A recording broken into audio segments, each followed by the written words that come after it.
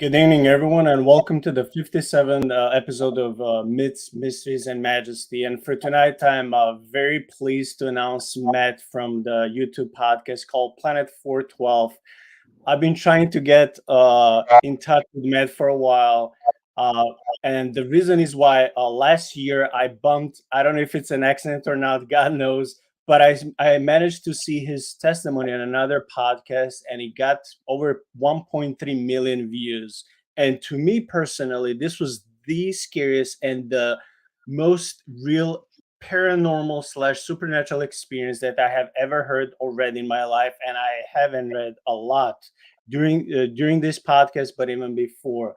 So since I saw that, I would be like, man, I would love to analyze his testimony one day on the podcast by bringing maybe another person. And we would just go and just listen to his testimony and analyze. But then I was thinking, well, what if I can find Matt myself personally, even though he's busy? I saw you, Matt, doing a number of episodes with different podcasts, and I'm very grateful that you found time for myself and for the audience. First, I want to say welcome. And what is there that you would like to share to the audience when it comes about yourself, your work, where you're from, things of that sort? Well, first, thank you for having me. It's an honor to be on your show. I'm glad that you did find it. Excuse me one sec. Drop something there. And, I just feel that, everything happens for a reason at a specific time. So, we got to butt heads, so to speak, at the right moment and found time in our schedule. So I'm glad to be here. Just to let everybody know, again, my name is Matt Emch. Yes, I am the Youngstown, Ohio dogman experiencer. That Matt Emch, and I grew up there in Youngstown. I am a sports broadcaster. I've been doing that for 18 years. I am also a color commentator for American football. I do high school, college, and semi pro color commentating. So I have a partner that does the play by play. I work for Western Reserve Radio. And the other thing I do, I'm trying to think how to put this. So I'm going to get into the things which brought me to Planet 412. I had some specific things that got me to do it, but I'll just say the basic now. I'm the creator of Planet 412, as you said, and um, I dropped my first video about 5 months ago, and I've been very blessed at the growth that I've had. A lot of it revolves around, I believe, I've been blessed by God, and I have some guardian angels out there, multiple, not one, for sure, multiple, because I shouldn't be here. And I think people, like yourself, were able to resonate with me. They were able to see when they saw some of my interviews. I'm not. I wasn't doing it. I didn't have a channel when I started. That interview you saw on What Lurks Beneath that has almost 1.4 million now in 6 months. I think actually a little less than six, but that I didn't have a channel then. Um, I was just doing it to get the word out, and I just felt after an experience that I had recently that I was not going to do what my original plan was, and that was to take it to my grave, which a lot of experiencers do. They will just say, I'm not telling anybody, I'm not getting called crazy or made fun of, all of the old monikers that people get, unfortunately. What is fortunate is that's slowly starting to change. People are being able to see, you get some of these people that come ahead, myself, that are if I could fake what I've been able to show people, sweating, I will admit I'm a grown man. I played college football, but yeah, I cry. Sometimes, you could see me shaking. I get physically sick.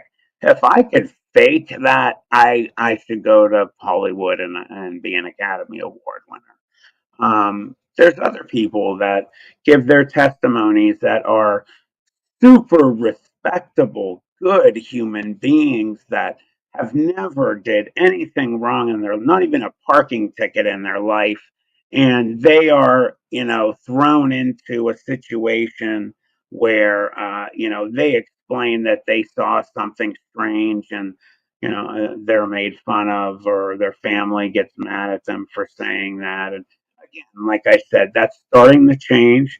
I have been reached out to by hundreds of people thanking me for doing that, that just me doing that helped them reach the point where they are now going to at least tell someone, not necessarily a show, but at least tell somebody and get it off their chest. So, yeah, Plan 412 is doing good. In fact, I could appreciate everybody to go there and subscribe, like, and hit that notification bell.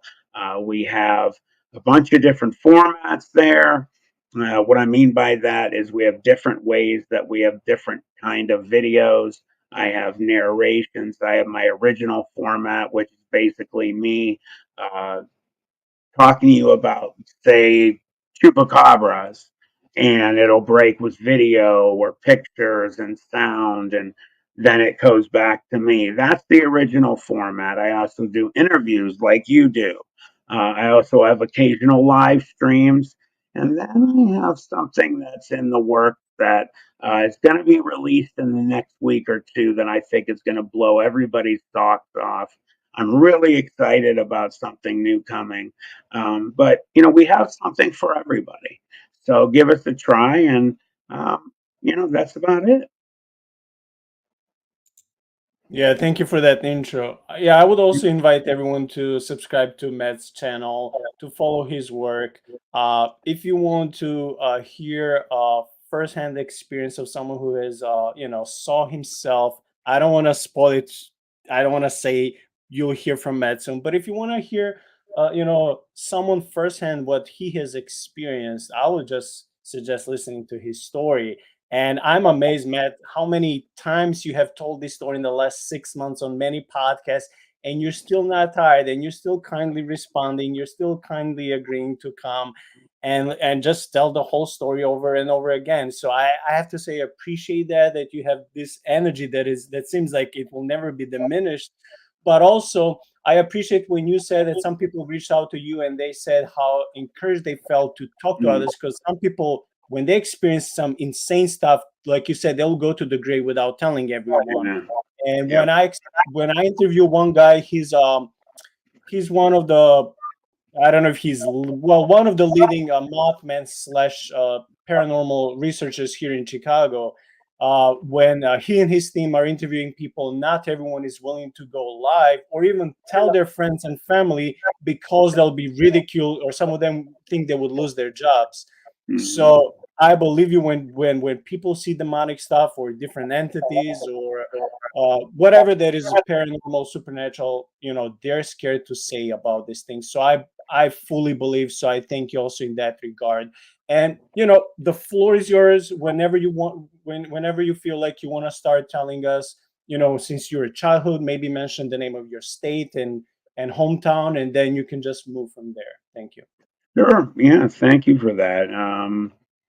It's just real quick. It's not easy, talking about things like that. Again, you don't know the response you're going to get, and at least for me, I have had at least an unprecedented response where most people get a negative, maybe even more. If you want a percentage scale, maybe like 75% negative, 25% positive.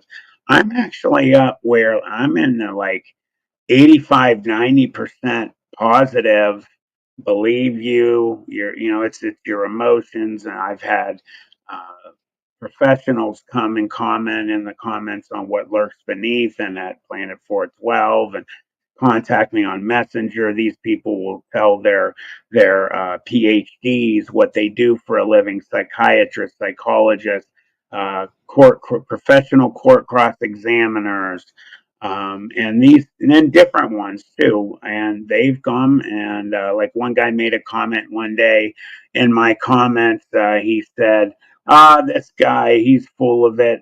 I read on this, made me laugh. I read online, I do research. That was his line. I read it online. I do research. I know what I'm saying. And he said the human body doesn't remember extreme uh, uh, details when it has psychological and physical major damage to it. And before I could even respond, I found out about it when I went to respond. A psychiatrist had responded first and said that actually that is 100% wrong. It is the absolute opposite. And the body can go through, and the mind can go through extreme trauma and remember every single detail, even if it's years ago. And she said who she was, what her PhD was, how long she's been practicing her. I think she was a human behavioral specialist, and she said, and I think she went to Georgetown or something, and she said, I just want you to know you're incorrect. And she said, I recommend what most people would say, don't take great stock in things you read on the internet. And she said, Matthew has shown, and this is what they've all said, 100% of all of the professionals who have backed me up is I show zero signs of lying or deception, that they believe me fully 100%, and that the things that I show, the little characteristics and ticks that they look for in people that are lying or making things up, they say they just don't exist with me. So I'm proud of that. Other people don't get that, but it's been, for the most part, mostly positive. Um, so I've been happy about that. I guess I'm just good at being able to relaying what happened to people. Um, Again, my name's Matt Emch. I grew up in Youngstown, Ohio. I live in the Youngstown, Ohio area. I'm not going to say the city actually, but it's in the surrounding area. Um, this the my event happened when I was 14 years old in 1987, but I will give you something that I don't share with everybody. I've shared it with a few. So one of the things I found out in my research over the years is, because you can imagine that happening at 14, how much it drove me to the point I had to know everything I could. In the research I've found, especially over the last few years, you have families that have a lot of paranormal and supernatural events. Certain people maybe in those families that have a lot happen to them. Maybe they are sensitive to seeing things or talking to things or hearing or dreaming and having like the dreamscape realistic, real dreams that connect them, almost like remote viewing. And what I have found out is a lot of times it is familial. And what I mean by that, it's almost in the DNA of certain families from way back when to now.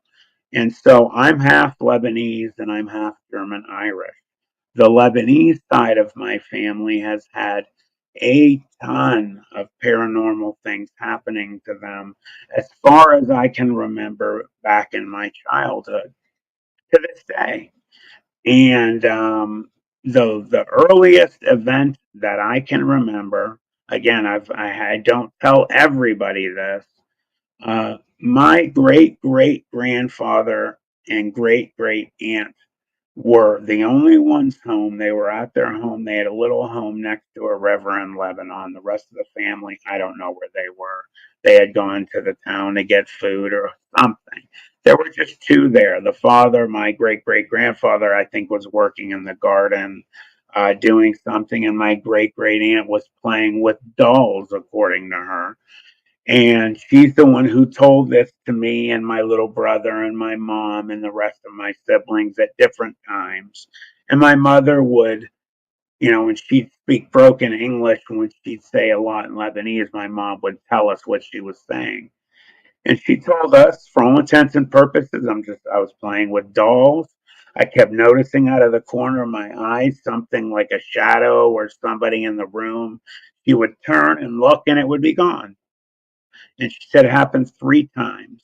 The third time she looked, there was someone or something she found out standing there, a very, very tall, lanky, skinny black figure that was a shadow person, basically, with green eyes that glowed very bright. That they were like almost like fluorescent green eyes.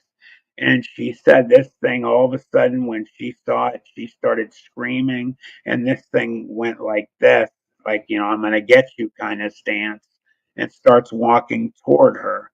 Well, she's screaming bloody murder. My great great grandfather had ran to the door to come in, and the door was locked. Well, according to my great great aunt, their doors did not lock. So the fact that it was locked was extremely strange. And she said, our doors didn't lock, but they would close and we'd find them open all the time. And it was just weird. But he couldn't get in. So he finally picked up a cinder block as he's listening to his daughter scream, not knowing what's happening. And he pounded on the door till he split the middle of the door. And he was able to, look his eye through that split.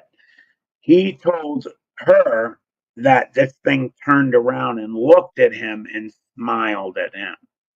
And then after it smiled at him, it turned back around and started to go towards her again.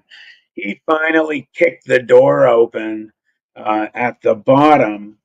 And when he got just within hand touching range, it just disappeared. Poof, black smoke. It dissipated like a shadow and it was gone.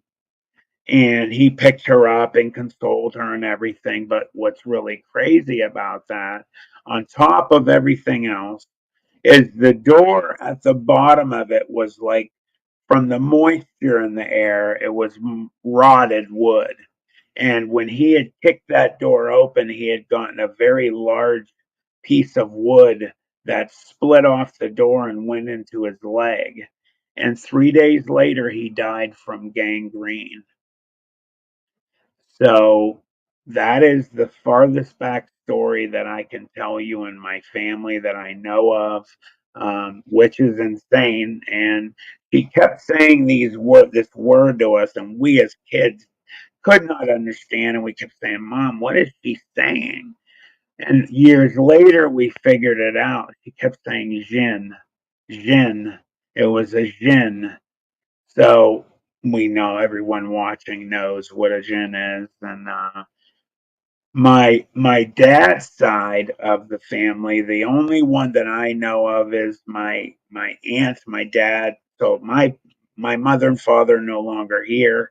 I lost my dad 11 years ago to pancreatic cancer, and my mom 5 years ago to advanced lupus, which I inherited from her. But my dad's sister, my Aunt Shirley, and her husband, my Uncle John, he just passed away. God rest his soul. She told me of a story that they were young, maybe just under 20, and they were in the car and they went somewhere to park. You know what that means, just to go make out. And they were parking, and they had noticed when he had backed up on a dirt road that had a tree, and it had one of those oil well, gas well things that go up and down and up and down. And they were parked by that. They had noticed a strange light that went down just inside the wood line. They didn't know what it was. And then she said, "We're talking," which we laugh about. And she said she was they were hugging and in a way where she could see out the back window. And she said she opened her eyes at one point and saw that there was some kind of a craft that had actually landed 100 yards from their car, and there was a being coming towards the back of the car. There were no legs underneath, it was just floating. And she explained, I believe she said it looked like what they explained today as a gray, but a very large gray, very tall, very long. And she said it was wearing some kind of a contraption. She can't remember what it was, but he was basically floating over towards the car. And he got within 10 feet, I think she said, and he had or she had its hand out like it was going to touch the car, and she had screamed at that moment at my Uncle John, and she said, "John, go, go, go." And he said, Matt, I did not look. I didn't care. I just knew something was wrong. And I hit it, and I hit that car and started it, and I took off. And we're flying down that dirt road, and it's spraying pebbles. And so that thing must have got pelted. But she said she was watching it, and as they were pulling out to go onto the main road, she watched it, and it had stopped and watched them pulling out, and it turned around and floated back over towards the ship.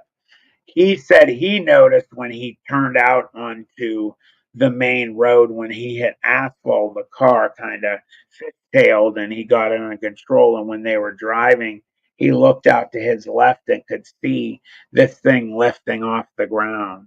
And she just reminded me of this stuff the other day because I had been mentioning it. I probably mentioned it on two other shows out of every interview I've done, which two is not many. And I said, "Hey, tell me those specifics again." And I told her what I knew, and she said, "Well, you're leaving this and then this out." So that's what happened to my aunt and uncle. But on my Lebanese side, again, I have cousins to this day that have seen strange things, had things happen to them, still do. We had honored my father, my aunt, and my uncle who had passed away. And I have to find this picture because we all got copies of it. We were in a park, actually, Mill Creek Park, which I will talk about in my experience that I had when I was 14. And Mill Creek Park is a metro park in the Youngstown, Ohio area, which I believe and my friends believe that the thing that came after us, and I won't say what it was yet, um, I truly believe that this thing was hanging out in the Mill Creek Park because it's a huge metro park. And there is something called the Mahoning River. It's a river that goes through all of Youngstown, through the other towns around it, Warren, Ohio, and the suburbs. And if you follow it on Google Maps, you can follow the Mahoning River past us. So right now, there's in the downtown steel mill area where we had been hanging out. There are three companies still working down there, newer, but you can find that area, which is where we were in a certain area, and look at how close the Mahoning River is to it, which is right there. And you can follow it from Google Maps all the way up to and past Mill Creek Park. You hear things of high strangeness, ghosts and specters, phantoms, cryptids of every kind, Bigfoot and dogman and chupacabra again, and other things all around bodies of water.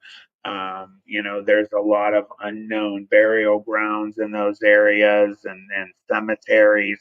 And who knows what they built over in that downtown steel mill area to utilize all that space because it was miles of buildings and whatnot. So, and you can go on Google and you can Google Youngstown, Ohio, old steel mill, and you'll be able to see all of the pictures of how giant this place was. So there was one more event that had occurred for me as a child. It happened to me and my little brother. We were playing with Hot Wheels cars during the summer. Uh, on my mom and dad's bed because they had a giant bed. We lived in an old school house on the north side of Youngstown, where in the summertime when it got hot, all there were there's five kids in our family. each bedroom, my mom and dad's, me and my brother, my little brother shared a bedroom. And then the older three, they had their own window units were in there. So you had to keep the doors closed. So every door in the upstairs was closed. My dad was at work. My older siblings were at school somewhere, either in high school and or college, because there's a big difference in age between me, my younger brother, and the older ones. There's the closest to me is my sister Julie. She's 6 years older than me. So there was kind of, it went. My oldest sister Chris, she's like 11 years, 12 years older than me.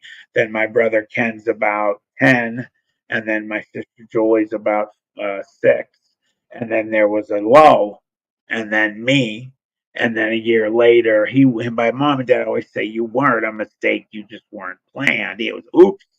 So, but I'm glad because that was my partner in crime, my best friend. So, while we were young playing, they were away, and we were playing with Hot Wheels cars there, and it sounded like somebody was banging on the door to the bedroom that we were in. And we knew my mom was downstairs. We thought she had come up. I opened the door and there's nobody there, nothing. All the doors to every bedroom was closed. The attic door was closed, and I didn't know what it was. So I closed it, and before I even got to turn completely around to go back to the bed, boom! And I mean, this time the door almost went open, and bam, bam, like somebody is completely trying to get into this door. And I got horrified and screamed to my little brother, "Come help me!" And we were pushing on the door, trying to keep it closed. And I'm going to tell you, it almost came open. We were so scared, screaming to my mother. And I have huge goosebumps right now because that was a scary one for me. And she finally came up and she screamed the whole way up the stairs because she could hear the banging. She didn't, "What are you doing? What are you two doing up there?"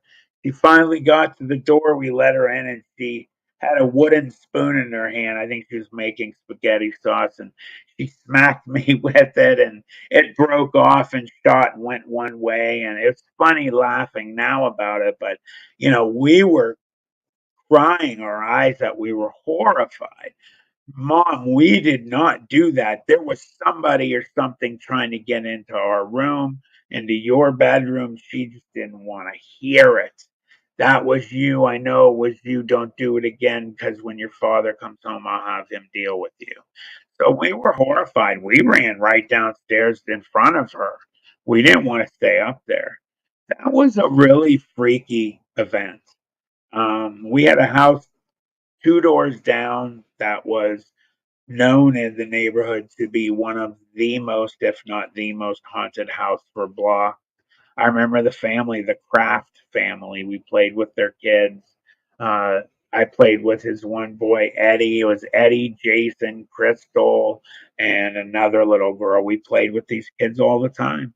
And we go up in the upstairs of their house, and you'd hear footsteps in the hallway, like boots walking on wood. And we'd all look in the hallway, and there'd be nobody there.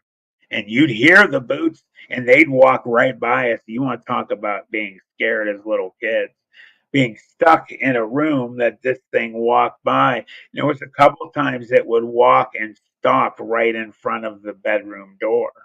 And we'd all be like, "We can't see anything, but something's there." And then it would walk off and then just kind of nothing.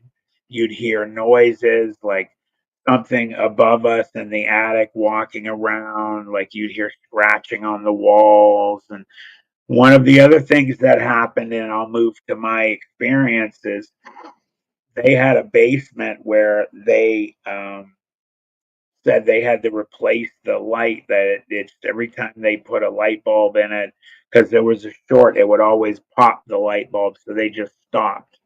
And they'd bring a flashlight down in the basement to get whatever they needed. Well, I remember many times at night when we were playing as kids seeing this very bright purple light in the back You have those windows that run along the driveway that you can see into the basement.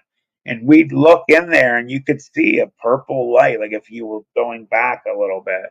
And big bright purple light, and they'd go down in the basement, and as soon as they went down the basement, click, it was gone. They'd get in the car to leave. As they were pulling out of the driveway, the lights on in the basement. They'd jump out, run down there before they could get to the bottom step, it would shut off. And then they'd come home and they would see it. Well, the one that was the freakiest that they told us, I never saw this, was they had came home and the entire family saw the light was on, and it was, they said, brighter than it had ever been. And they saw a completely black but giant figure walk past the little window, so like it looked like somebody was in their house. And the dad actually, his name was Ed Kraft. He actually played on the practice team for the Pittsburgh Steelers. Big, huge man. And he ran down there and he was armed, and he's screaming, "Whoever you are, I'm armed. I'm coming down there." And there was no one down there. That's some freaky stuff. So, just to let everybody know too, before I start, you hear about Ohio constantly. I talk about it all the time. Ohio is one of the most supernatural paranormal states in the country. It is one of the top four. And I believe, in terms of just hauntings and cryptids and whatnot, it's top three. Like you have Oregon, California, Oregon, Florida, Texas, and Ohio. Or no, I'm sorry, California, Florida, Texas, Ohio. Is that's how they go. Ohio is all alone by itself because of all of the different things. Some of the states can claim, well, there's a lot just of this. Ohio has one end of the spectrum to the other, and they say the reason for that is, number one, it could be the placement of the state. It used to be a slogan, Ohio's the heart of it all. If you look at the map of America, Ohio would be where the heart is. And then there are tons of Indian burial grounds throughout the state of Ohio. A lot of cemeteries they don't know about. And then people talk about ley lines, how important ley lines are. Where if you look up ley lines, you can follow some ley lines. There's a specific one that goes from all the way, I think it's southeastern Ohio, and it takes you right through Columbus, Ohio, which is the capital, and it goes all the way to the northeast part of Ohio, which just so happens to be where it goes under and past is Youngstown, Ohio. So, a lot of crazy stuff goes on and has. And so, moving into what happened to me when I was 14 years old, we were in the summer of getting out of eighth grade, and we would just go all over the city and hang out. But one of the things that we would do is we would go hang out down in the steel mill area. And yeah, it sounds weird, but you know, buddy of mine lived right across the street. He actually, where he lived, you could see the steel mills from his house, as his yard, and he had the big highway that separated his area from crossing over there. So it's Youngstown Warren Road, Route 422, and anybody that knows Youngstown knows that area and that road. And we would have to run across Route 422, and we would enter this area to get into, and it would take roughly 30 minutes, and we would get to wherever. We like to fish down there. Um, they had the Mahoning River, like I talked about. And they had other buildings for miles, and we went everywhere down there. But we had to be careful because this was very gang related era, a very gang related era. It was when the Bloods and the Crips were real big.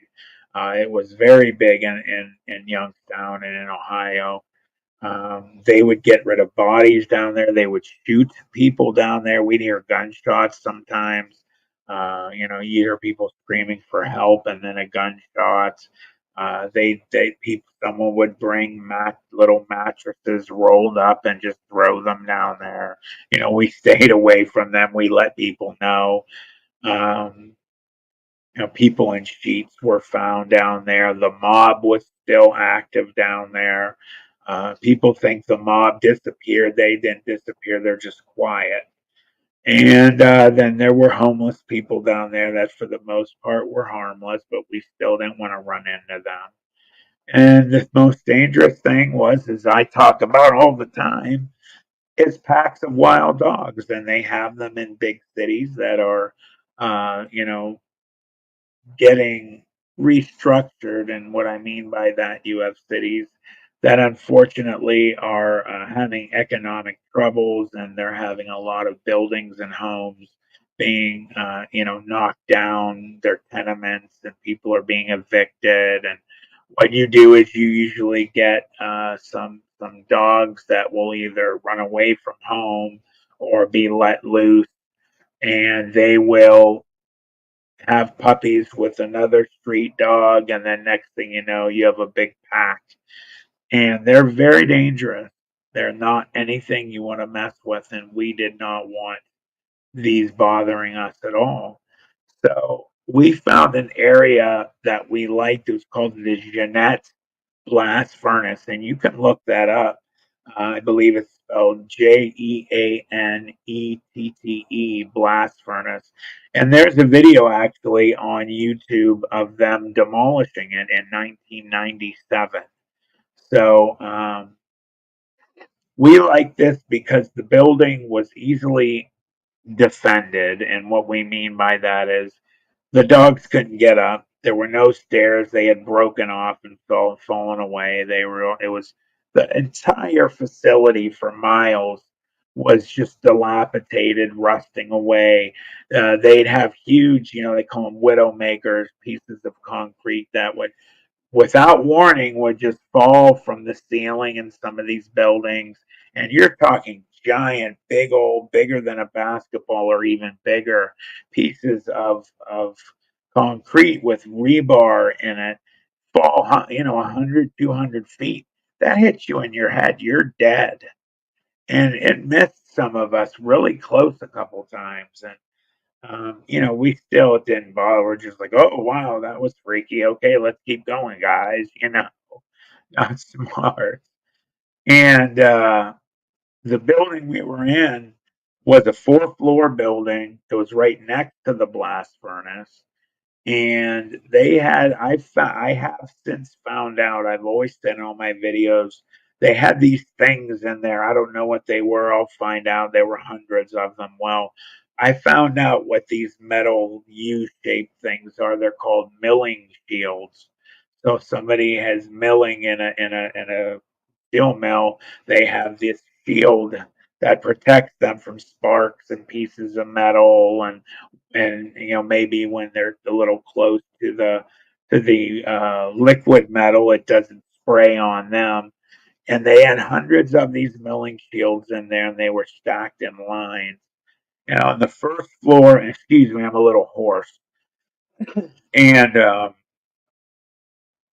they would stack them, and they had all four sides of this building on the first floor. It was just an open wall. So I've always said this too. So I assume it's just to be able to get the material in and out that they need to really easy. No doors to mess with. It's just open. So we took these milling shields and we put them on, north, south, east, west, one row, and then we were able to lift at least, two of us, one of them. They were hundreds of pounds, and we got them set up so it was a two-row like wall made of these milling shields, and it kept prying eyes out because we'd stay down there during the night and we'd have fires. And there was a railroad track, and again, if you Google the old steel mills or blast furnace down in Youngstown, Ohio, the picture always pops up of the actual blast furnace area we were in. And it shows a train going by, and it's super close. I'm talking within 10 feet of the building. So we would have trains come by, and we get worried, they're going to call the police or security or something because we would have got big trouble. And they never had before. So we had this fire going this one night, and we hear these dogs, and before we heard them, we were kind of just staring at this fire. We had a giant fire, and no, it wouldn't hit the ceiling, if anybody's wondering. If you walk to the center of this first floor, you could look straight up and it would go all the way to the ceiling of the top floor. And they cut out a square on each floor, the second, third, and fourth, and they put a half wall of concrete so that you could look down or up, and I'm sure they had it. I never said this before. On the very top of, you would have followed the holes all the way up. It looked like brackets that were welded to the ceiling, and I think they had some type of pulley system that would pull things up and down. And there were no chains, but there was still, the bracket was still there. And we went outside, and before we did, we were just staring at the fire and we weren't talking. We were just kind of zoning out. And a lot of times people talk about frequencies, and everything on earth has frequencies, and sometimes we match frequencies with whatever high strangeness that we have an experience with. Well, we were zoning out looking at the fire. We weren't drinking or doing drugs. We're 14-year-old kids. And I don't know if we just all kind of got in a meditative state, but you've been there where you've stared at a fire and you just kind of just zone out. And yeah, it's normal.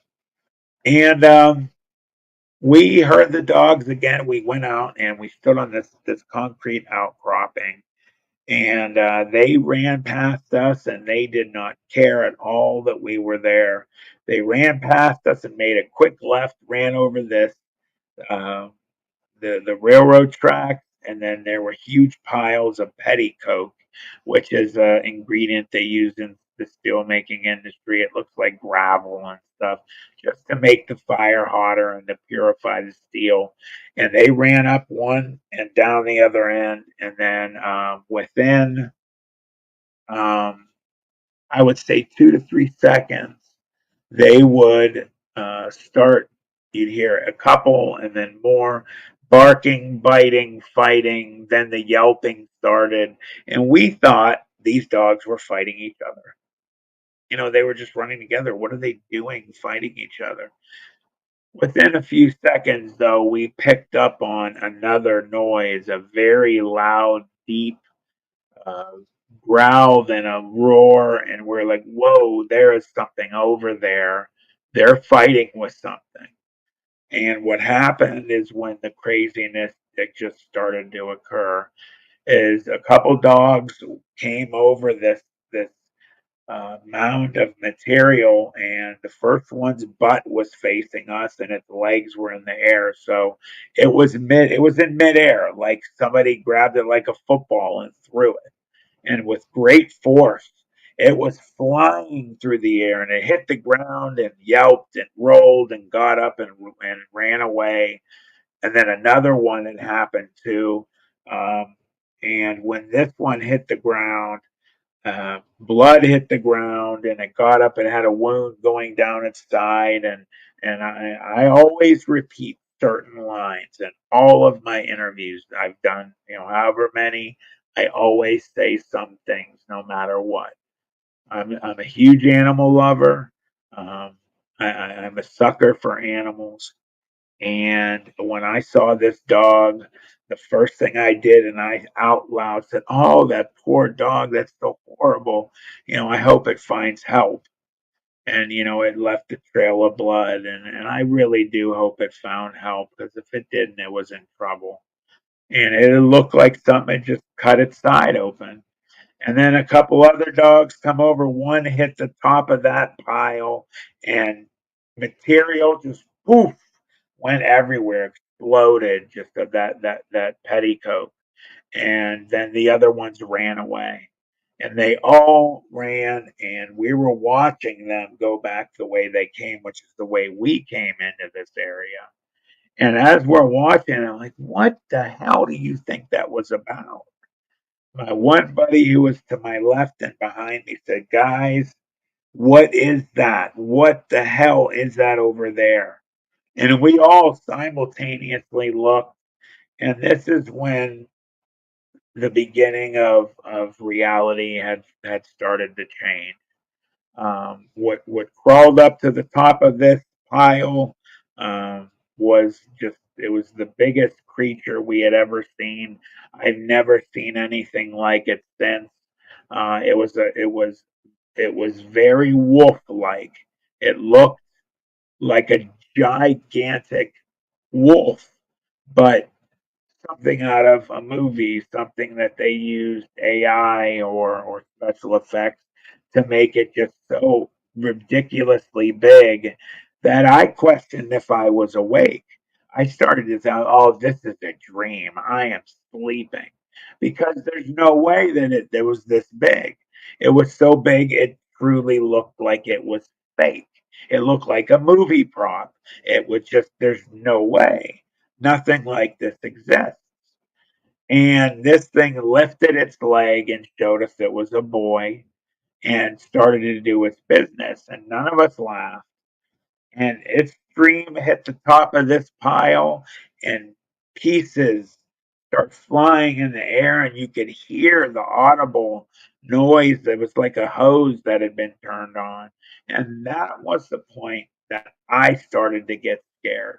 I was like, man, we in my head, we need to get out of here. This is bad. This is really, we need to go. And it was staring at the direction those dogs had ran. And my one buddy who noticed it first must have got tripped up, stepped backwards, wasn't paying attention, and fell into that makeshift wall. And it made run, and everybody, including the animal, all looked. We looked at my friend, it looked at my friend, it looked at all of us, and it had a look of surprise. It did not expect us to be there. It was like almost like, what? Where did they come from? And we froze. I froze. I was staring at it, and it started looking down the line at us. It was almost like it purposely did it. I had my one buddy uh, to my right, and then my best friend, and then me, and then the guy, my other friend who fell into the wall. And it started, which would have been to its left, and looked, and its eyes were just so huge and supernatural. Number one detail, there were four. The eyes are something that I do sometimes see in my sleep. I do have dreams about them. Um, I have. I'm sorry, I keep wiping my mouth. I had dinner with my family. I just want to make sure we had ribs. I just want to make sure there's nothing on my face. I cleaned up and everything. I'm like, no rib. I hope there's no ribs on my. They're good, by the way. Um, and this thing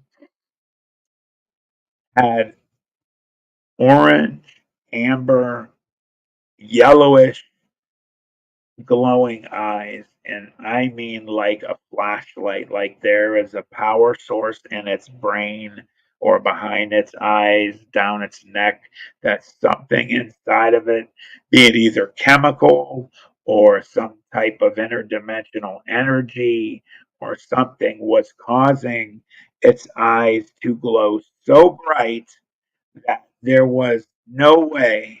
that this was eye shine, because we've seen eye shine. Eye shine can only do so much.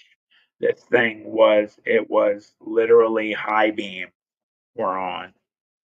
You could see the pupils in the eye, and it would look down the line at us. And um, next thing it did is it roared at us. And we all, at once, we all turned away and grabbed our ears, and it shook all of our insides. And I felt my chest shake, and my head, everything jiggled, and my eyeballs jiggled. And I felt like I was going to go down on my knees. I even started to fall over, and I put my hands on my knees, and I kept my head up, even though I wanted to go down, because I did not want to lose my view of where this thing was. And my best friend to my right told me later that night that's how he felt. And then the two on the both ends had the worst of it. One at the to the right of me was down on his knees, gagging, having dry heaves, and then my buddy to my left was down on his, and he had his hands on the concrete, so he was looking down at the floor, and he's saying, "I'm going to pass out, I'm going to pass out, something's wrong." You hear about infrasound with cryptids. You have elephants that can do infrasound. You can do whales that can do it to have their songs heard miles away. A lot of big cats and predators do it. Crocodiles do it. In fact, if you ever watch a video of a crocodile doing its growl in the water and the water jumps off its back, there's almost like a frequency you can hear to that. And this thing had it in there in that noise. It sounded like a bear, a wolf, and something else. And we got sick. And as I start to get back up, my one buddy had already started to stand up. This thing shattered the walls of reality. Everything came falling down. It stood up from four legs onto two, and it settled in on two legs and in a stance with its arms were so long, its hands came past its knees down to its ankles. And I kid you not, we all corroborated it. I said to did you guys notice how far its hands went down? It went down to its ankles. And they're like, yes, oh my God, that was so freaky. They hung down to its ankles. And this thing was double in size. Now you have something so big it looks fake, it's doubled in size, it's standing on two legs. It took two steps, it was 25 feet from us, and it covered half the distance in two steps. Well, my one buddy had already started to go in, and ugly, we were falling on ourselves. We made our way in. We went up to the third floor where he was going crazy. And I don't know why we went to the third floor. We just did. And my one buddy fell into the wall screaming, "We got to get out of here." And I had grabbed him and I had picked him up and I was holding him. He had lost air. And we told him, "We'll let you go if you shut up. You're going to make that thing come in here. Will you shut up?" And so I let him go, and you hear a thump, and you could hear like nails on concrete. And we knew what it was. It was this being coming into the building. And it came into the building, and you could see the fire blowing off. It was jet black, very short, almost groomed hair, only an inch, inch and a half. Looked like the tips of it had like they almost shined a little bit in the fire, like they had almost like translucent tips. And the thing had a straight line, or not line, a straight stripe all the way from the back of its neck, all the way down its back to its tail, to the tip of its tail. And it had a tail very long, very thick. It looked like a panther or a cougar's tail. No shagginess anywhere. It didn't have a mane. It was very tight everywhere. And this thing's walking through the building on all fours, and it's its scapulas are picking up like a big cat, and it's sniffing the air, and it has saliva dripping from its mouth, and you could hear it hitting the ground, which meant to me it's salivating for either it's going to eat or it's going to kill. So we're really scared now. And this thing comes by the fire, and another supernatural thing happens. It ends up picking, and I saw it, my best friend saw it, and the other two didn't. Picked up its left front, which we found out was a hand. It had they look like raccoon hands. If you Google raccoon hands, that's what its hands look like, giant raccoon hands. I didn't see claws. My buddies all said they saw big black claws on it. And it picked up its left arm and put it down next to the fire. It was only a foot from the fire, which was really roaring. And it didn't bother it. And the front arm, the front left arm, all just like the predator, it just cloaked. It all cloaked. You could still see the arm shape was there. You could tell the arm was there, but it was cloaked. It looks just like the predator effect. And the fire did something strange when it did that. You ever watch film of the sun, like the magnetic anomalies on the surface where you get ribbons and shapes and things? The fire reached out towards its arm, and it was doing those weird things. And then 3 seconds later, the arm went back to normal. The fire, real quick, went back to normal. And we remember that, two of us. And it's sniffing the air, and it catches our scent, and it looks straight up at us, and we're made. And it stood back up again on two legs, and this thing ends up throwing its arms out to its side, and it roared at us as loud as it could, and it was looking up at us on the third floor. We had a half wall of concrete, and it lit this whole place up. It vibrated, and we all grabbed our ears, and it hurt our ears, and we're covering, and we did not get sick this time. And we believe that's because of the half wall of concrete in front of us. It had 3 floors of concrete and floors in between us. And we think that that stuff was a buffer because it was much louder than it was before. And it ended up, forget, I always say that there's 4 supernatural. Let's see, the eyes, um, the hand touching the ground. Uh, Oh, and the infrasound was one of them. So it is looking at us, and I've always said this too. It looked over at the stairs, which was to its right, and then it looked back at us. And I always said, I swear, this thing smiled at us. They said it just growled at us. I saw smile, growl, what it didn't matter. And this thing looked back at the stairs, and it shot for those stairs. And as it was turning to its right side against the wall, and its tail was being used as like a counterweight. It curled to the left to kind of like, if you ever rode like a snowmobile, if you turn right, you have to lean left. That's kind of like what it looked like the tail was being used for. And then it ran up the first set of stairs like nothing. At that same moment, two of my buddies one had ran outside for the fire escape, which couldn't go down to the ground level. It was broken away from the second floor down, so you could only run to the roof. You couldn't run down the original stairs because it was coming up those stairs. And then my other buddy turned, who had outed us when he fell into the wall, and ran up to the fourth floor where there was an access to the roof, and he ran that way. I was frozen in place. I could not move. My best friend was the same way. And we watched this thing come up those stairs so fast. And just at that moment, and I've said this, I don't believe I had my life flash before my eyes, but I spoke to somebody recently, and I told them what happened. And they said, Matt, You did have your life flash before your eyes. That's as much as a 14-year-old child can have flash before their eyes. So what happened so fast.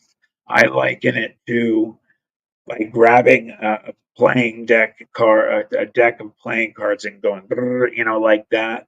That's how these images went through my mind. Real quick, I just thought of my mom and dad, my four siblings, my dog playing football the next year, not being able to, realizing I'm gonna die. So I guess that does count. That's as much as I could imagine. Not much to it, and it happened like that. And I had fully, and when I'm telling you, I've always said this, and I need everyone, all the listeners, to really, really understand this. I 100% had made preparation for dying in a very, very short amount of time. I was preparing myself to get pummeled, to get jumped on, killed, ripped apart, and die. I had truly believed that this was my moment. In fact, I believed we all were going to die, and no one was ever going to see us again. No one's going to know what happened to us. No one knew we were there. So I had started to prepare for my death 100%. And I was messed up. And I don't care if you're a U.S. Navy SEAL that has 35 years behind you, you have something like that coming for you, you're not going to be prepared for that unless you're part of a special government unit that deals with those types of beings. So this thing starts up this last flight of stairs and it stopped like somebody hit the emergency brake 5 to 6 feet from me. It was within arm's reach. It was staring right at me, right in my eyes, and it was standing down. It wasn't all the way at the top of the stairs. So it was like maybe like right here on the stairs. But it was still super tall and I was looking up at it and it was looking at me with just this intensity of I'm about to kill you. And it growled at me and it tensed. I remember seeing all the muscles tense, and I'm like, here it comes. This is it. And just as it like goes, it like leans back and it starts to do that.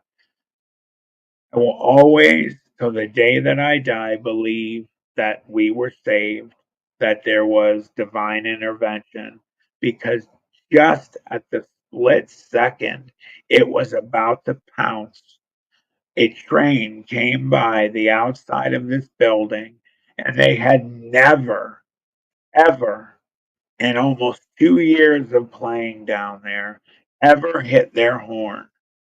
He hit his horn. I don't know. My friends and I tend to think when we were younger that he saw the fire we had made. It was a big fire because those makeshift walls were only so high. So from his point in a train, you're high up. You could look right inside that building. Some people were like, well, do you think he saw it?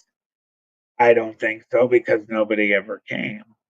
So he's laying on this horn, and this thing stops, and it looks back to the opening of it, and it looks back to me, and it looks back again, and it does a three take real slow.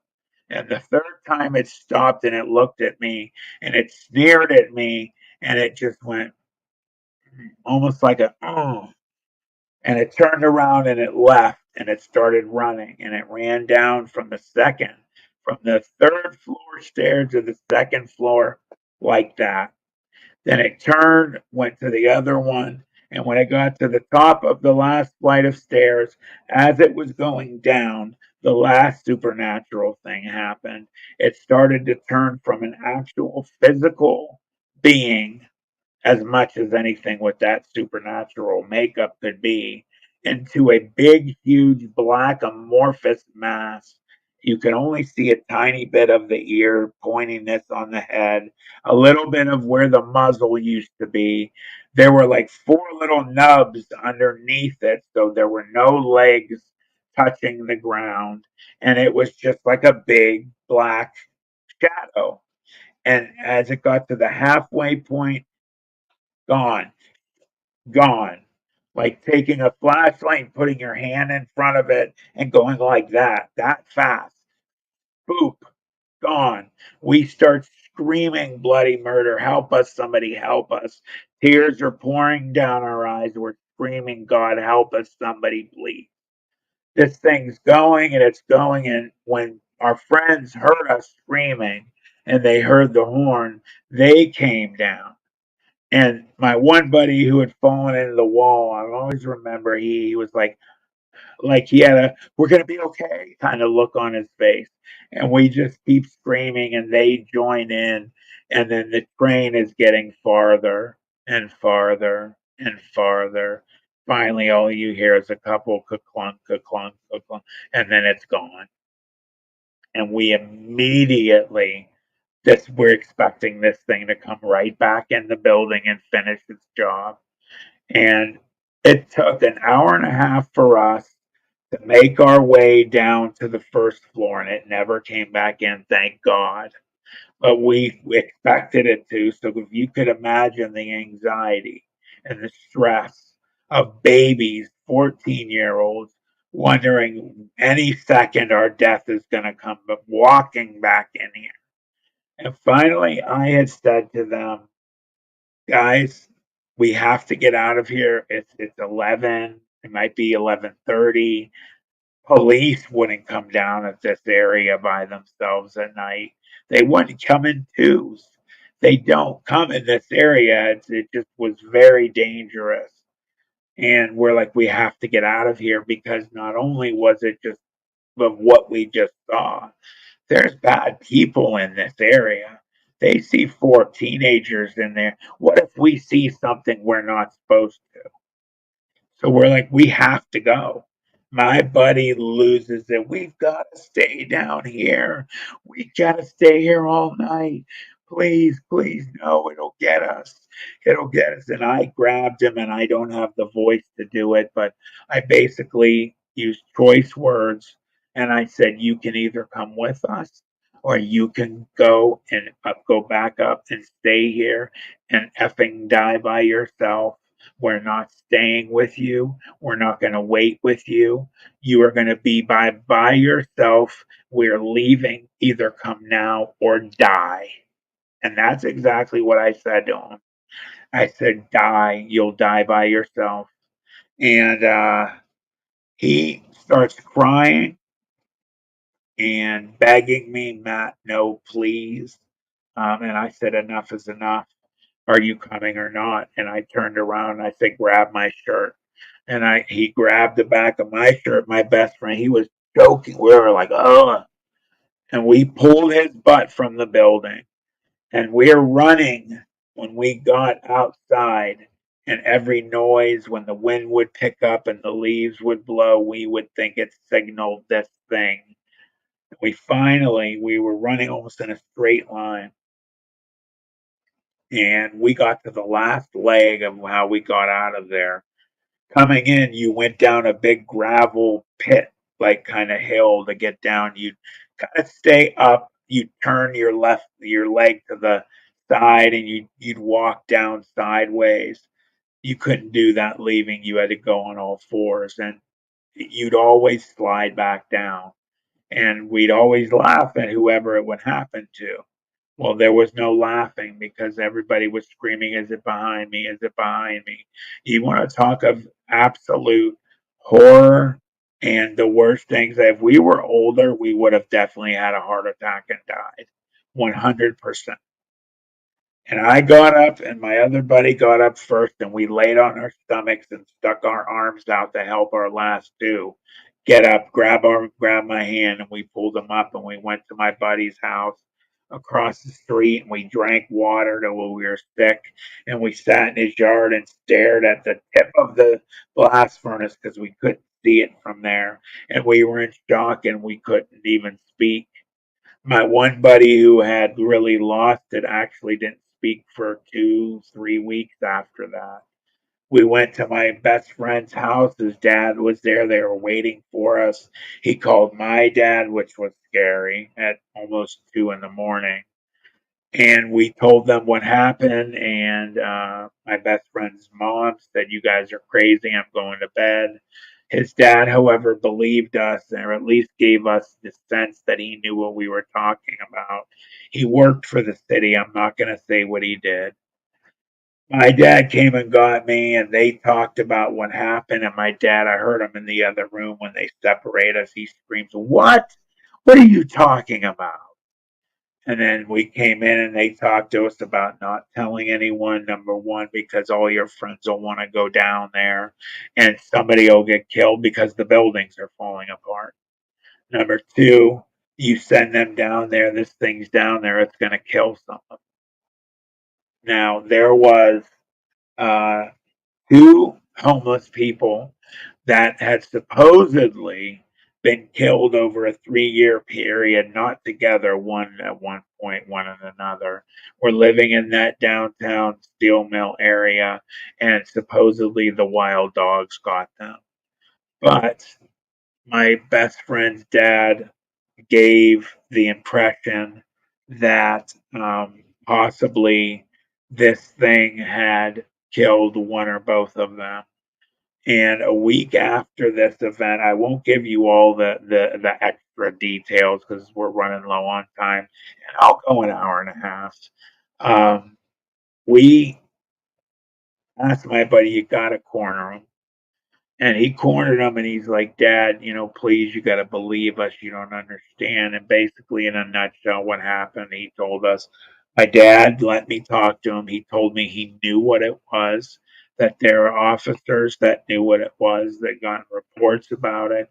People at the railroad had seen something like that they had made reports that again, they thought maybe at least one or both of the homeless people were killed by this thing.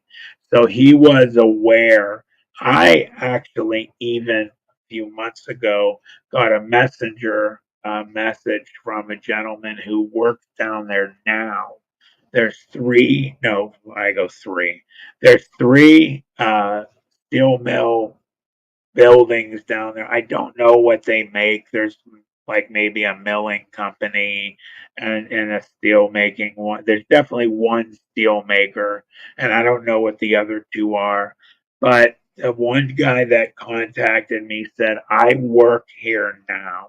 I work on the railroad. I've worked here for 25 years." He said, "I remember years ago," he said, "we'd be walking, doing our rounds, and there's, woods all over that down area down there." And he said, "I remember we'd be walking and we'd see, like he said, an orange, like two orange balls of light inside the wood line. And then we'd like try and get in, and it was thick, but we'd start to get in, and then you'd see the balls of light," which he said to me made me think they were its eyes because he said, "I saw your interview," and then they zip, they're gone. He said they would hear something that would be paralleling them as they walked on the railroad track, and they would stop, it would stop. They would walk again, this thing would walk again.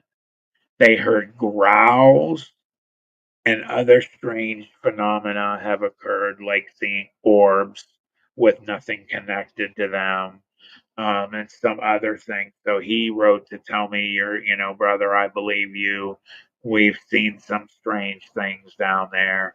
I've gotten a call from an ex-Youngstown police officer who said, I'm going to tell you some stuff, and he let me know a few things. He's going to be willing to go on camera as long as his face is hidden. So I'm saving the specifics about that because it took me a year to convince him to do this. But he said, "I do not want my face."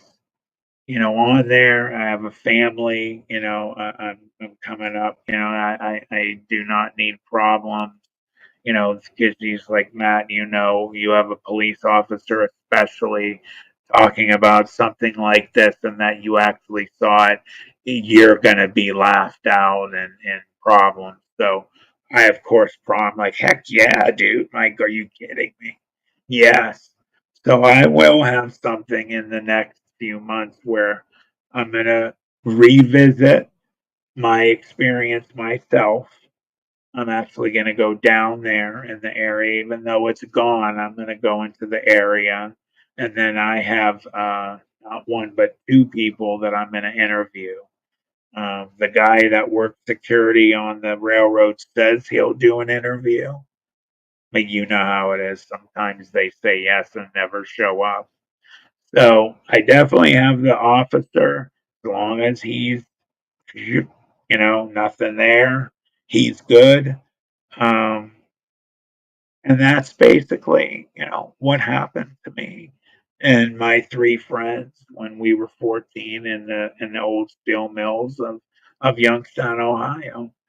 Two of my buddies, my best friend, and my buddy who lived across the street, are both passed away, unfortunately. There's two of us. My one buddy lives out of town. He has a successful business. He's not ready to come out and do interviews yet, but he said when he retires, he said 100%. He feels really guilty that I'm doing this by myself. I told him, don't feel guilty. The reason I've come out and I've talked about this, I was myself going to take this to my grave. And the reason I did not is because I had a near death experience in April of 2022. I've had a lot of health problems. When I played college football, I had a bunch of surgeries as a lineman. I've had 30 surgeries in my life. I've had a number of near death experiences of where I almost died. I've had one real NDE where my heart stopped for over 90 seconds. And what happened was in April of 2022, I had a number of surgeries to repair my right leg. There was a it's called Charcot syndrome. It's spelled CHARCOT syndrome. And what it is your foot and ankle have three major joints. They all dislocate and they have to be surgically taken care of. Well, my lupus, being an autoimmune disease, affected the healing, and I ended up having to have my right leg below the knee amputated, unfortunately. And you want to talk about anybody have trouble losing a limb, but if you're an elite college athlete, it's that much harder. And what happened was I fell a couple times. I'll give you the abridged version. I fell a couple times. I had a real big opening on the scar. I mean, like this, guys. From falling, the sutures had unraveled. And it was, I mean, literally like that. My home health care nurse got a hold of the orthopedic surgeon's office. The other doctors there, mine wasn't there. They said, tell him go to the ER. I went to this one ER around where I live and I sat in emergency for 5 hours and never saw anybody. So I told my wife, come and get me. Her and my 14-year-old daughter at the time, she was 14, they came and got me, and I'm all angry, bitching, this and that. I'm never going back to that hospital. I never will. We get to just where we're about to turn on the main street where we live and live off of, and we're at a stop sign. Ironically, Route 422, Youngstown Warren Road, but in a different part. And we start to hear what sounds like water running. What it was, I looked between my legs at one point, the artery had blown in my leg and I was bleeding to death. I lost about 3 pints of blood in my wife's car. My heart stopped. There was a number of people, so the people at the gas station, a girl called the fire department. my wife and daughter are trying to help stop the blood. I mean, my little girl did not, crawl into a ball. They were trying to help me, and I felt my life slipping away. It had already soaked the carpet before we heard the noise. So it had been going probably from the time I got in the car. And a doctor had pulled over to help. He saw something weird. He said, something just told me to stop. And then one guy that worked at the gas station was an ex combat medic. So they were trying to do a makeshift tourniquet to try and get it to stop. They couldn't. And I finally, at one point, um, felt I was going to die. I was right there. And I looked at my wife and daughter and I said, I'm sorry. I love you. And I remember losing consciousness and hearing my little girl screaming, Daddy, Daddy, no. And my wife screaming, Matt, Matt, don't do this. And then nothing. What had happened was I lost so much blood, my heart stopped for 90 plus seconds. And I was standing in a field. There was no bright white light. I had my leg again. I was standing. There were thousands of people around me, close to me, away from me. Some were right staring at me. Some were looking at me from a little distance. Others were looking in other distances and in other directions. Every one of them, all 100%, were like, if you're using a camera or binoculars and they're out of focus, you can see the shape of a person. I couldn't tell who they were. They were just out of focus. But I got an overwhelming sense of look over my right shoulder. And I looked over my right shoulder and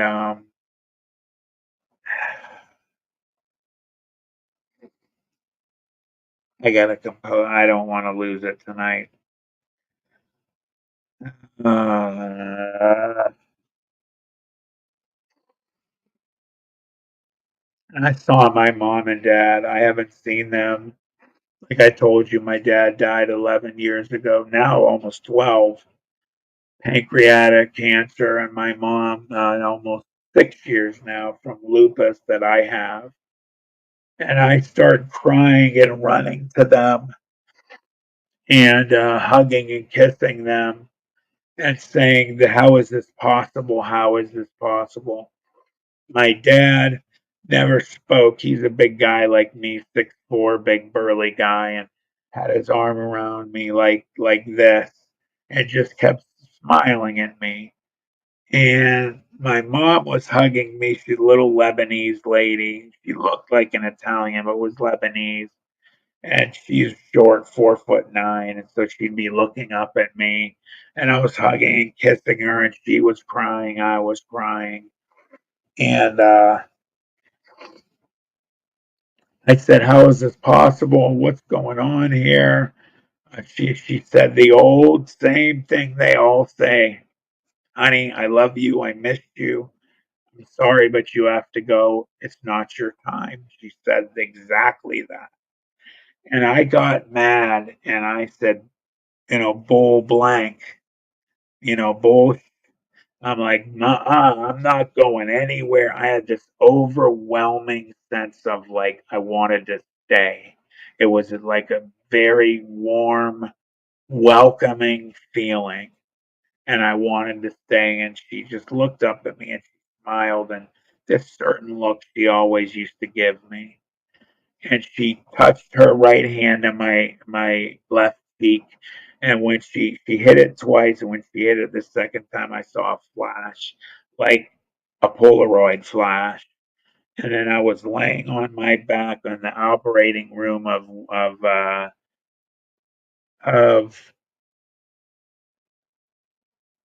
Romo Memorial Hospital in Warren, Ohio, and the surgeon, the general surgeon who saved my life, her name is Dr. Mashburn, and she was standing over me, and I had tears rolling down my eyes because of my parents, and she had just told my wife, "You should say goodbye to Matt. You're most likely never going to see him again.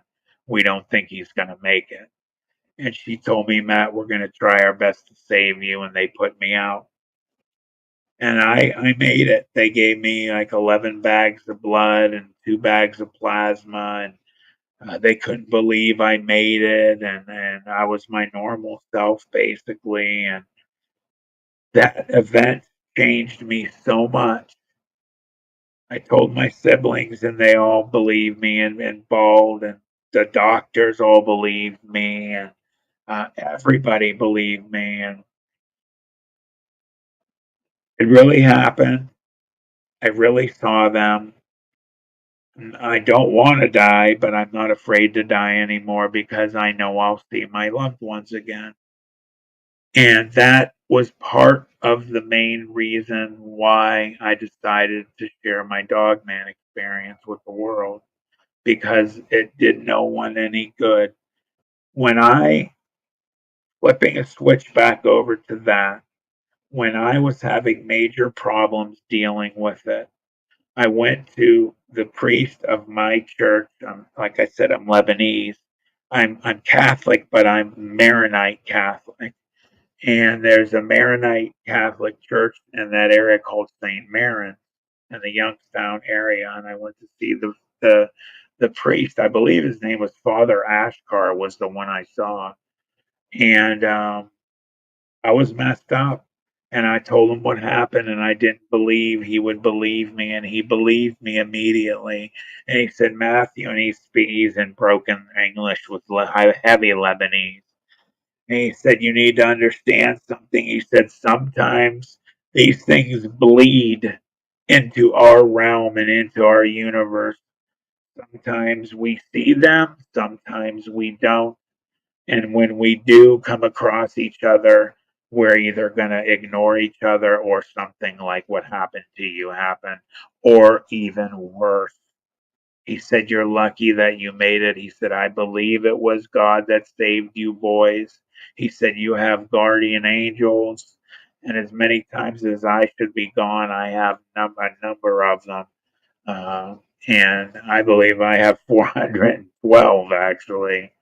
And he talked about exorcisms and about the Rome, and believing in that, sending their groups out.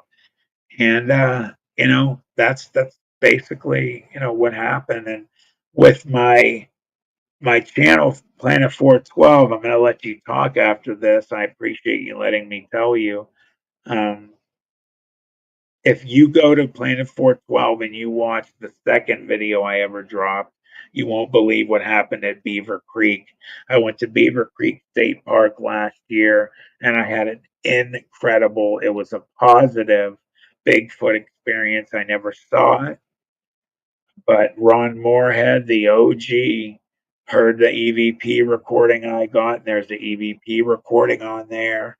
And I was gifted a eagle feather and a little gourd thing. I forget who's aloe gourd. Somebody said they thought it was, that don't grow around there. And I have on the EVP a grunt that was caught that I did not hear with my own ears. There are 2 sets of 4 wood knocks. I had asked at one point, how many of you are there? And it did 4 wood knocks. And again, I did not hear any of this with my own ears. So if you want to check that out there. I had a dream about the thing I saw when I was 14. Um, People have been asking me, have you ever seen the thing that you saw when you were 14? And I said, oh, no, I hadn't. And then something happened. About 7 months ago, I was in my backyard in my dream, my exact backyard, right by my fence. Basically, I was thrown to the ground. My prosthetic was ripped off my body. I saw something put it in its mouth and throw it with its mouth into the woods. It crawled up on top of me. It was that thing 100%.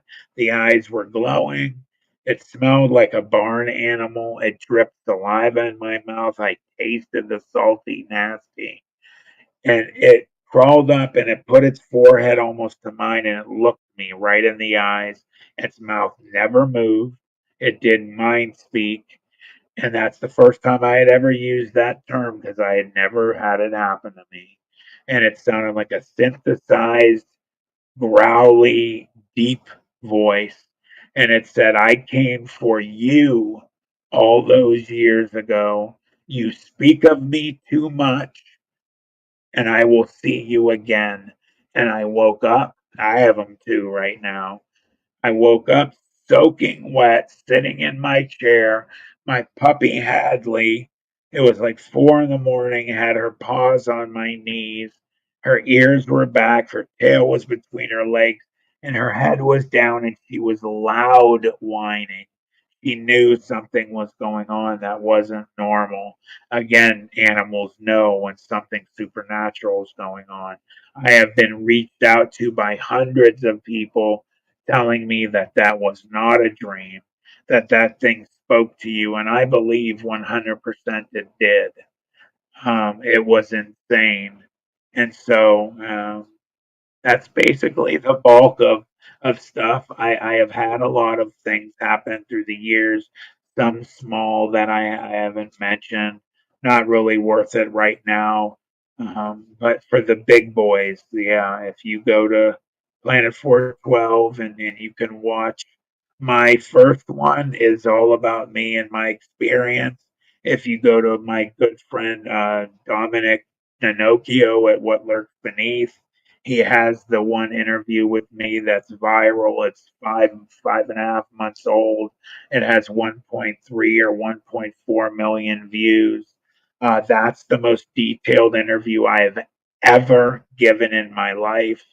And then my second video, you won't believe what happened at Beaver Creek, is the one with the actual EVP. You can hear the Bigfoot on there, and Ron Moorhead put his stamp on there for me. He said, "I said, do you think that's what I think it is?" And he said, "Absolutely."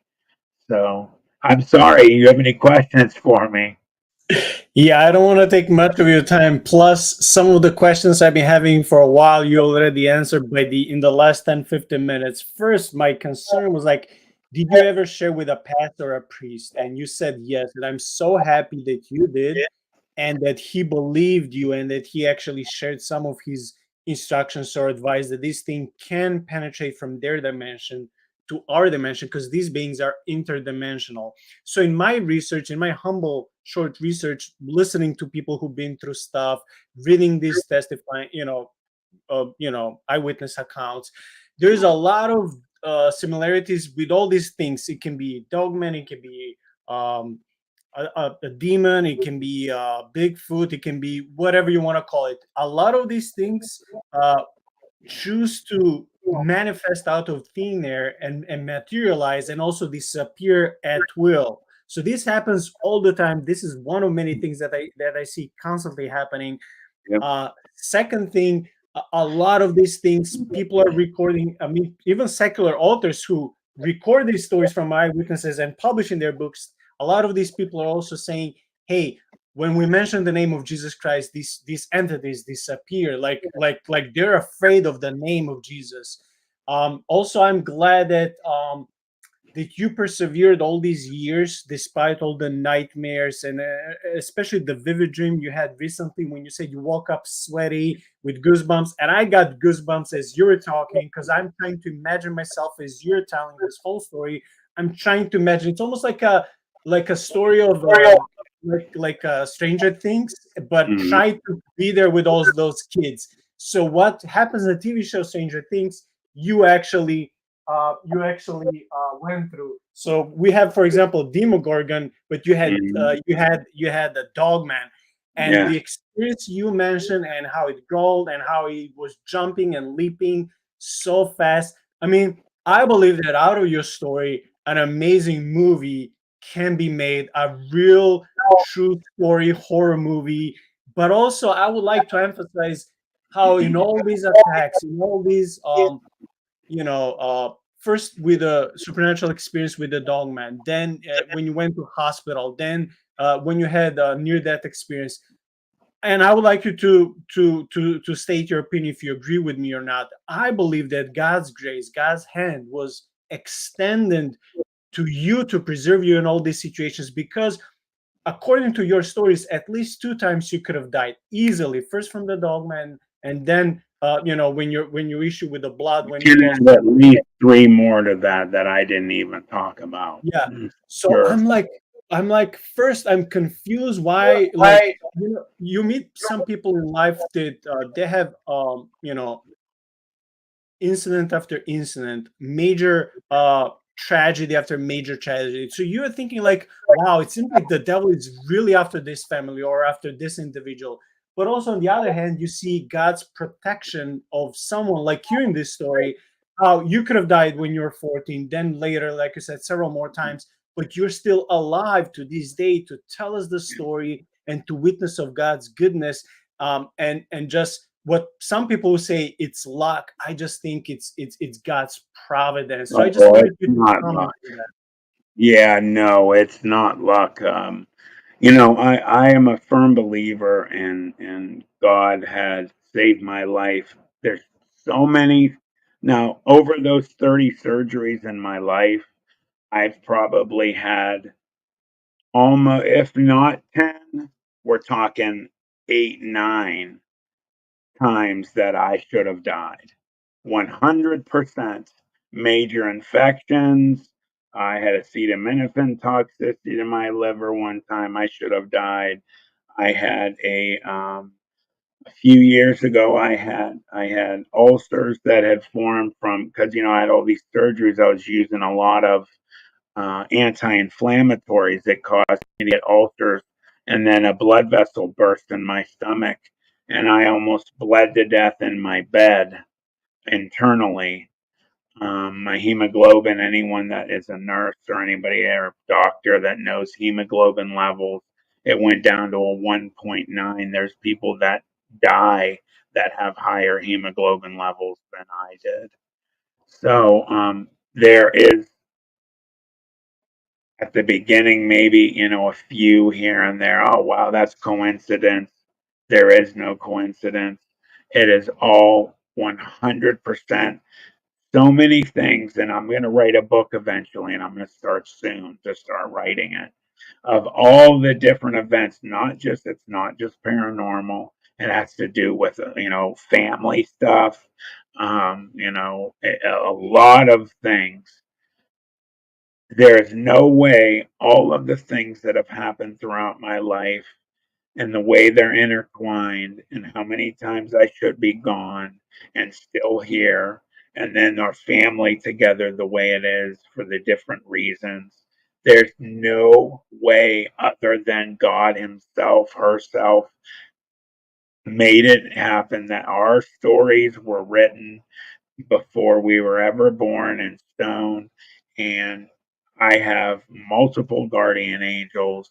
I have God watching out for me and has a plan for me for whatever reason. And my family and my wife, who's a skeptic, has said many times, Matt, God has a plan for you, man. There's no way you should be here. There's no coincidence here. You were meant to be here for some reason. And, I am a hard sucker to kill. It's not easy to get rid of me. And I believe that's because that I have multiple guardian angels. I believe my parents are my guardian angels. I have dogs of mine that I was so close to that are multiple ones, and I believe God, He or she herself, him or herself, has been stepped in and put their hand in between of whatever danger or put their hand on me to save me. And I have there's just one guardian angel isn't enough to save me from everything that's occurred. So I'm not an overly religious person. I pray every day when I get up and before I go to bed. I pray to my God. Everybody's God is different, in my opinion. Um, I thank God every day for being here and for what God's done for me and for my family. Um, I don't always practice, going to church the way I should and that, but I pray constantly. And I believe that, if God is the grand being that everyone, teaches us, if you're missing church and you're still paying your respect and love to your God, that's not going to make a big difference. And, I pray in my way, and, my health also has had a lot to do with me getting out and getting in a church as well. So, yeah, man, I have strong faith. I know it is not coincidence. I know that God and his crew. I know it sounds funny, but God sends out his guardian angels, and for some reason has made me fit to have a number of them surrounding me in a circle and opening their wings, and nothing can get to me. And I've gone through some horrific things, some really bad, just health problems. Um, I always am here. I'm still here. So God has a plan for me. If you see my first episode, and also watch the beginning of the What Lurks Beneath one, but if you go to Planet 412 and you watch the very first one, if you go to videos and you hit oldest or best, the first one will come up. This true story of Matt M. Um, at the beginning of it, it talks about this. Um, I, to this day, still have insomnia. I don't sleep well. I'm always shaking my leg. I'm always wired. I don't know why. I've just always been that way. When I was a baby, I never slept. My mom said I was always shaking in the crib. I'd be asleep and my leg would be shaking. I've been woken up by my wife and it's sound sleep, your leg shaking. Stop it. My mom lost a lot of sleep, so much that she used to cry and beg God, please help Matthew sleep. When she called her mother in law one day, or my mother, no, my mother's mother, so my grandmother, my Taita in Lebanese, it's called Taita, called my mom one day and said, do you want to come over for lunch? She said, Mom, I can't. She said, Matt, I was so sick too. She said, I told my mother and I broke down, started crying. I don't understand why Matthew doesn't sleep, Mom. She goes, he gets an hour and then he's awake. He always cries. I don't understand. Is there something wrong with him? What am I doing wrong? I cry to God to help me, just to let him sleep so I can get a tiny bit of sleep. I'm physically sick. And she said that my Taita said to her, she laughed, giggled, and she said, "Oh, that Matthew." She said, "He's special." She said, "He's going to bless your life someday, and there's something very special about him." And that was the last time my mom ever spoke to her, because an hour later, my grandmother passed away. And that was the last thing she ever said to my mom. And my mom always called it Taita's prophecy about you. So whenever I was really getting down before I lost my mom about, losing football, I was playing college ball and I was pretty good. I probably could have made it to the next level, and I blew my knee out 5 times in my college career. And after I lost it, I was in a really down and depressed place.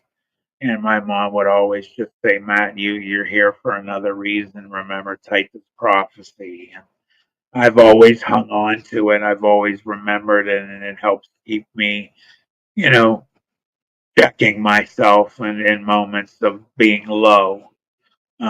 It's been rough lately. I've had some issues. I had a couple surgeries in December, and I haven't walked on my prosthetic in about 5 months. And I've had a couple 3 infections and 2 surgeries, and they've been trying to get this one thing to heal, and it hasn't healed. But um, it's finally starting to slowly. But I've just had to, just realize I'm lucky to be here, and that they're still fighting for me and pulling for me. And I think of my parents, and seeing them when I had my near death experience, and that helps a lot. So, I'm still constantly fighting. God has plans for me to do something, and I'm ready, and I'm willing to stick around. So, Matt, thank you for hour and 45, 47 minutes. I just want to say for the very end, I would invite everyone to support Matt. I provided the link in the video's description. Please support also our channel. It's been only 13 months since I started, but still we need, your shares and likes and subs. Doesn't cost you anything. And for the very end, Matt, may God bless you. May Jesus keep protecting you, heal you, bless you, save you, provide you with every answer, peace, health, protection, so you can feel, that you're not alone in these turbulent times. So I would just encourage you that as one spiritual person to another spiritual person, always remember Jesus. And that being said, Matt, thank you so much once again for all this time. We'll be in touch to see maybe something in the future we can do again. God bless you and good luck with your with your book and with all the projects you have in the future. And I wish you a great week. thank you, and thank you for all that. The same right back at you, and good luck with your channel and your future. And we can definitely try and work together in the future for sure. And I wish you the best, and I definitely will push my subscribers to come check you out as well. Thank you, man. Thank you. It's been a blessing. Thank you, man. Thank you. God bless. Take care. Same to you. You too.